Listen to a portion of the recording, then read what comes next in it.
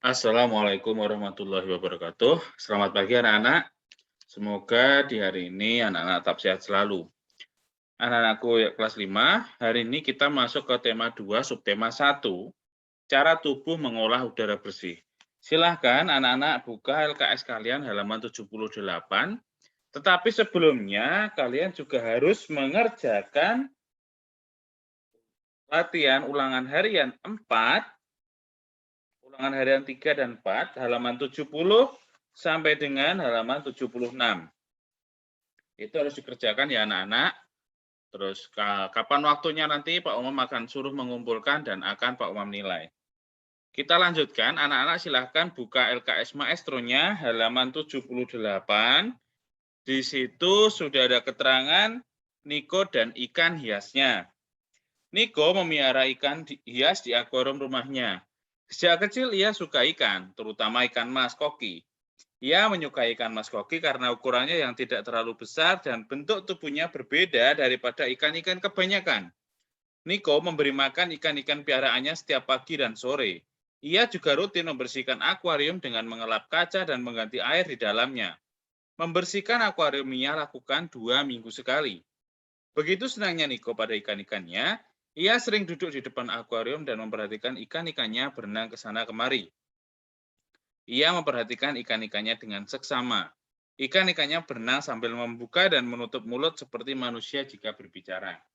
Nah, anak-anak, yang perlu kalian kerjakan adalah kotak-kotak di halaman 79.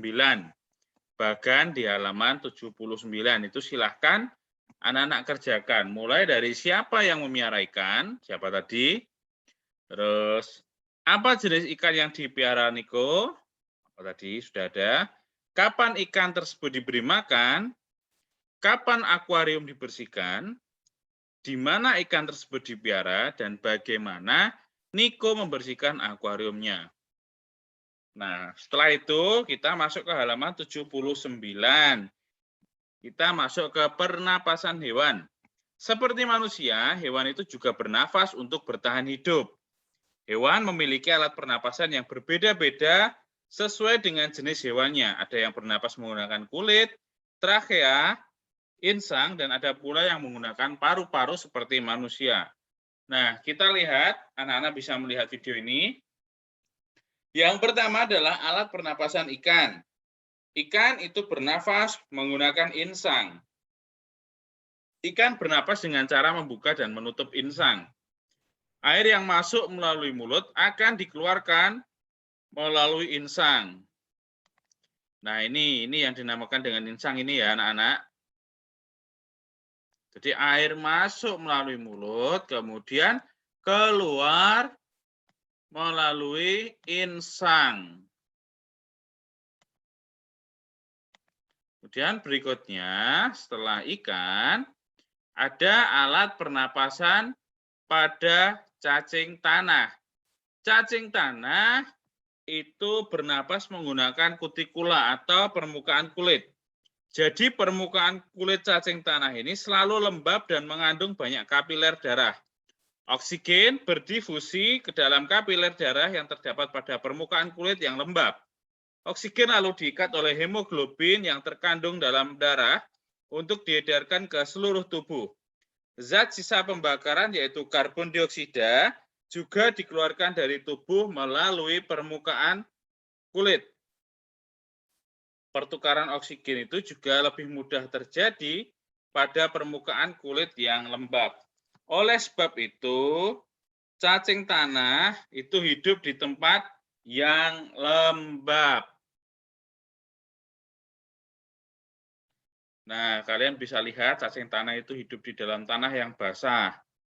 Jadi tubuhnya itu terdiri dari ruas-ruas cincin, ada kepalanya, ada usus sarafnya, urat sarafnya. Kita lanjutkan. Berikutnya,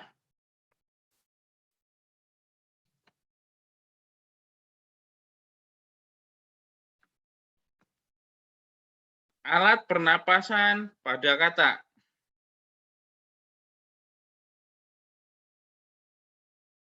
Alat pernapasan pada kata ini Ada beberapa nggih.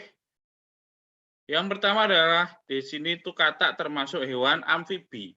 Amfibi adalah hewan yang hidup di dua alam, yaitu darat dan di air. Contohnya antara lain katak.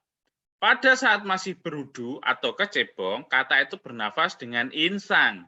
Nah, setelah dewasa, katak itu bernafas dengan paru-paru, selaput mulut, dan kulit. Lebih jelasnya gambarnya bisa kalian lihat di buku ya. Kemudian alat pernapasan reptil. Reptil itu adalah hewan melata. Contohnya adalah ular, kadal, cecak, buaya, kura-kura, dan komodo. Reptil bernafas dengan paru-paru seperti manusia ya, kalau reptil.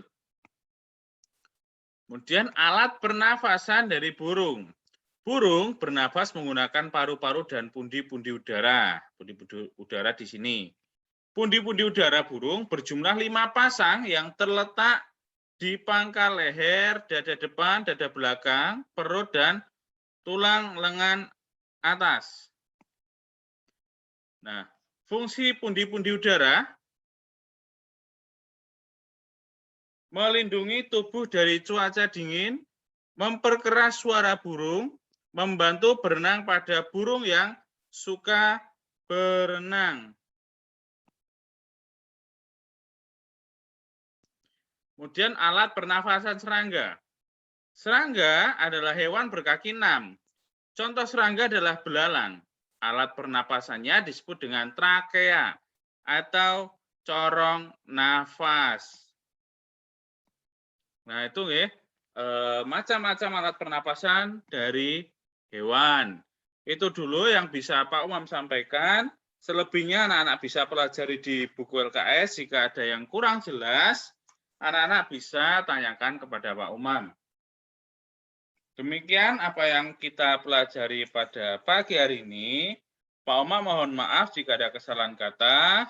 Tetap jaga protokol kesehatan 5M, memakai masker, menjaga jarak, mencuci tangan di air yang mengalir, menjauhi kerumunan, makan makanan yang bergizi dan melakukan olahraga setiap pagi hari ya. Mohon maaf jika ada kesalahan kata. Billahi taufiq wal hidayah. Wassalamualaikum warahmatullahi wabarakatuh.